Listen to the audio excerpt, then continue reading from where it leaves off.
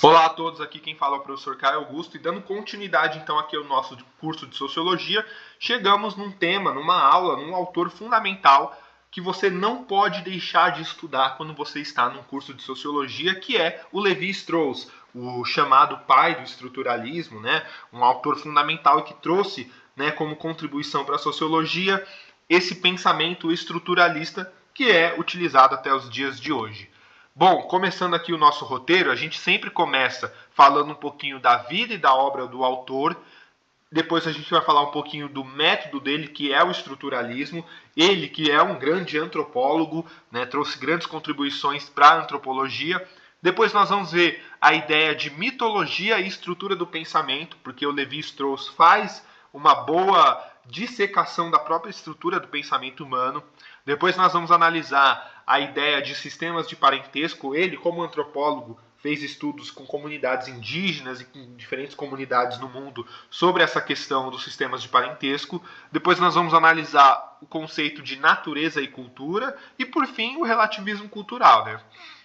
Bom, começando então aqui com a vida e com a obra do Levi-Strauss. O Strauss ele nasceu em 1908 em Bruxelas, na Bélgica, só que ele cresceu na França. Então a gente pode dizer que ele é de um contexto francês. Então a gente pode trabalhar aqui muito mais numa perspectiva de entender o crescimento dele na França. É uma França que já é uma potência econômica, já é uma potência industrial, é uma França que vive uma democracia liberal e é uma França pré-guerra, pré-Primeira Guerra. Ele vai estudar Direito e Filosofia na Universidade de Paris, a Sorbonne, a mais famosa universidade da França, mas ele vai se voltar para a antropologia, que é o estudo do homem. A palavra antropo significa homem em grego e logia, o estudo, né? Então ele é aí um dos grandes antropólogos. De 35 a 39, o Strauss ele vai trabalhar como professor de sociologia da Universidade de São Paulo, que tinha se fundado, né? Nós temos que lembrar que a Universidade de São Paulo, a USP, ela é formada em 1934 a partir de um processo, né, na qual São Paulo havia sido derrotada da Revolução de 32 contra Getúlio Vargas e, uma vez que ela foi derrotada nas armas, São Paulo passa a fazer uma luta mais intelectual. Nós não vencemos nas armas, mas nós venceremos pela ciência. Daí que vem o lema da Universidade de São Paulo, Scientia Vestins, né? Ou seja, vencerás pela ciência. E o Levi-Strauss foi fundamental porque ele fundou o departamento de antropologia e de sociologia da Universidade de São Paulo, né? E lá ele vai conduzir as suas primeiras pesquisas de campo, sobretudo entre as tribos indígenas. Não, então o Levi-Strauss é um autor muito importante para nós aqui do Brasil, porque ele é um grande pesquisador das comunidades indígenas. Tá? Durante a Segunda Guerra Mundial ele vai se exilar nos Estados Unidos, onde ele vai se envolver com a intelectualidade francesa, exilada também, e vai conhecer acadêmicos como Roman Jacobson. Né? Então o Levi-Strauss está nesse caldo cultural do século XX. Depois da guerra, o Strauss ele volta à França, uma França que tinha sido invadida pelos nazistas, mas depois da guerra foi liberta, e ele vai se tornar diretor de estudos na École Pratique des Hautes Études, né, a posterior Collège de France, né, uma escola fundamental aí, uma universidade incrível na França. Ele é conhecido como um dos fundadores da antropologia estrutural, que é uma abordagem que aplica os métodos da linguística estrutural à antropologia. Linguística essa que estava se desenvolvendo muito no início do século XX. E ele vai falecer em 2009, pouco tempo atrás. Então ele viveu bastante em Paris, né? Literalmente 100 anos, né? Ele viveu. As obras mais importantes dele é as estruturas elementares do parentesco, na qual ele faz uma análise do parentesco nas sociedades indígenas, o pensamento selvagem de 62 e mitológicas, né, de 64 a 71. O método dele é um método do estruturalismo. Por quê? Porque ele acreditava que todas as culturas compartilhavam estruturas comuns, que podiam ser estudadas de maneira semelhante da mesma forma que a análise das estruturas linguísticas. Então ele falava, olha, existem diferentes culturas do mundo. Todas essas culturas têm características diferentes, mas elas têm estruturas em comum. E nós, enquanto estruturalistas e sociólogos, estudiosos das sociedades, devemos entender quais são as estruturas de cada sociedade, as estruturas comuns, né? Ele acreditava que todas as culturas compartilhavam, né, essas estruturas comuns, e o estruturalismo de Levi-Strauss enfatizava sobretudo a importância dos binarismos. Ele vai trabalhar muito essa ideia de binarismo, né? Ou seja, perspectivas diferentes e ideias dualistas, ideias que se contradizem dentro de uma sociedade.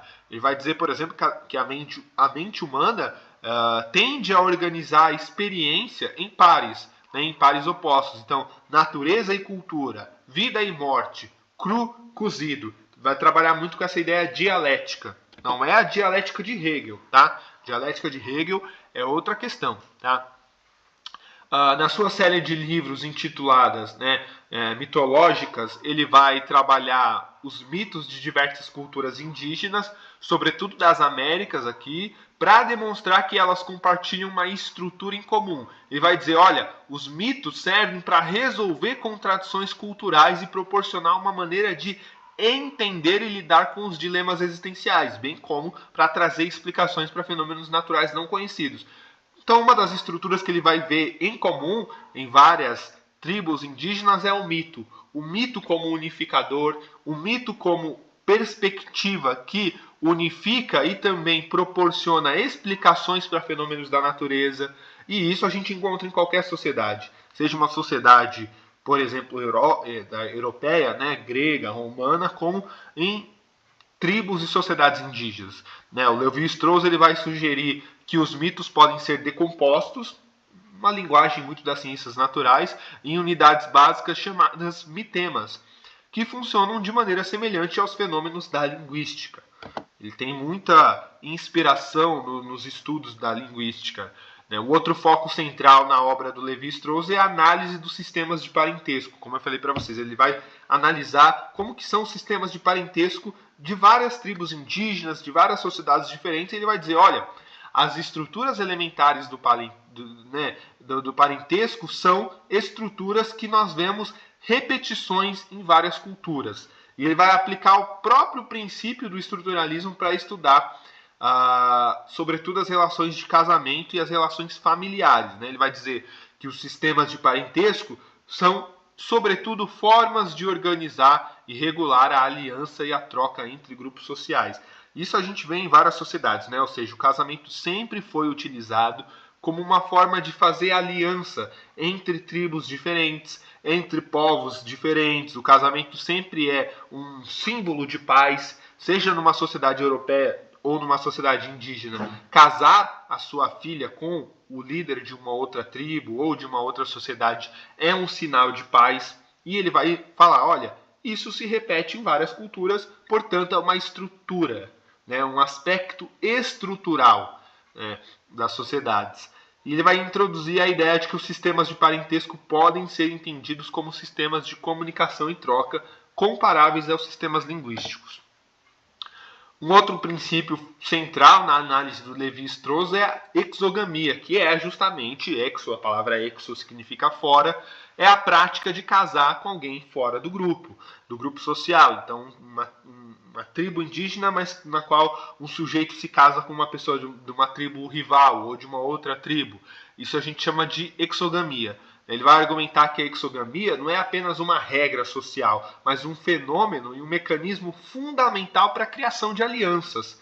Essa ideia de o casamento como uma ferramenta de aliança. E ele vai dizer, olha, essa prática garante a coesão e a cooperação social, que é uma ideia que o Yuval Harari vai trabalhar muito naquele livro dele, o Sapiens. A ideia de que os mitos e também essas mitologias e regras sociais formam uma cooperação social entre indivíduos que não se conhecem. E aí o Strauss ele vai introduzir, por exemplo, a ideia de que os sistemas de parentesco são essencialmente sistemas de troca. Então é uma ideia muito mais pragmática do casamento e do parentesco do que uma ideia sentimental que nós temos hoje, por exemplo, numa democracia liberal burguesa. O Levi-Strauss também vai explorar bastante a relação entre natureza e cultura, argumentando que a distinção entre elas é uma construção social. Então não há basicamente uma distinção entre natureza e cultura. Ele vai escrever isso no livro dele, O Cru e o Cozido, publicado em 1964.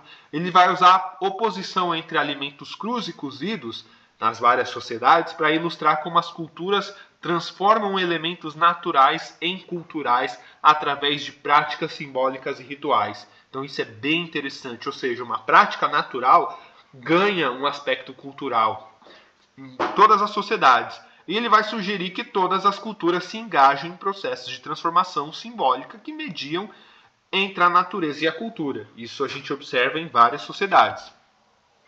O Levi-Strauss, por exemplo, ele é um gigantesco defensor do que a gente vai chamar de relativismo cultural, né? Que é a ideia de que as culturas devem ser entendidas em seus próprios termos e contexto. Ou seja, ele critica a ideia positivista do século XIX de que há culturas superiores e inferiores. Ele vai dizer, não há culturas inferiores ou superiores, ou culturas primitivas e sofisticadas. Todas as culturas são igualmente são iguais e são não iguais, mas todas as culturas devem ser respeitadas igualmente e não deve haver uma hierarquia entre as culturas, né? Para finalizar, falando um pouquinho aqui do legado dele, ele é o maior antropólogo do século XX, eu diria. E é o cara que mais trouxe contribuições para a antropologia e para a sociologia no século XX. Espero que vocês tenham gostado dessa aula. Até a próxima. Abraços.